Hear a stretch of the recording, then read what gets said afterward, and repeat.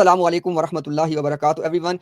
First of all, I am thankful to the Ahmadi official Tamim Abu Daka Sahib for joining us today in our live stream and for having this respectful and civilized dialogue.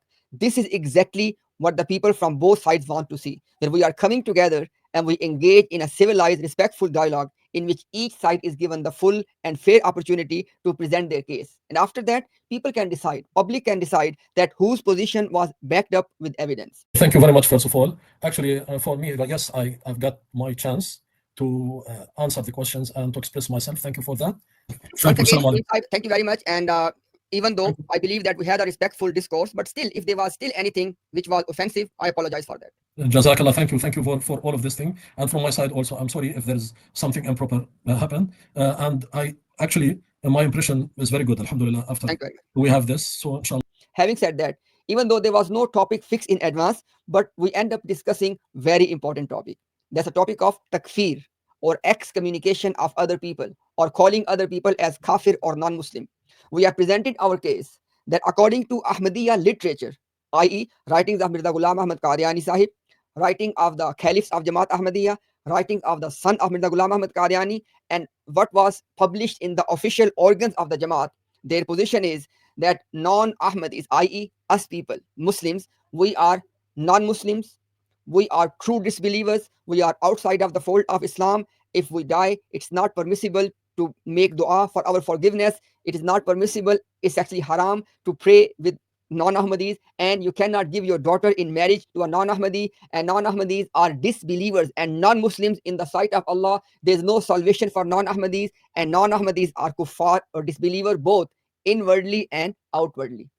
The question is, after all of this which has been said and published by Jamaat Ahmadiyya against all the rest of the Muslims, and still they are saying, and they have this public narrative that, look, it is not permissible to call a Muslim as non-Muslim. It is not permissible if somebody says I'm Muslim, you cannot call him a kafir.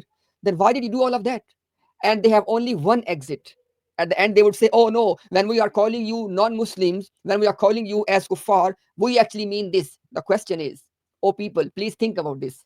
If Ahmadiyya narrative and position is that if somebody is calling himself a Muslim, you cannot call this person as a non-Muslim, then after that, there's no question of what you mean by the word non-Muslim or what you mean by the word kafir. Because if this is your principle, that somebody is calling himself a Muslim, you cannot call him a kafir, then you cannot use this term in any way, shape or form. Especially the case study of the death of Mirza Ghulam Ahmad Qadiani's son, Fazl Ahmad. Because Jamaat literature is telling us that Fazl Ahmad has only one fault, that he was non-Ahmadi. And despite people requesting to Mirza Ghulam Qadiani, he did not pray his janazah. Just imagine, Mirza Ghulam Qadiani, as a father of Fazl Ahmad, despite having all the time and there was no obstacle in his way, still not praying the janazah of Fazl Ahmad.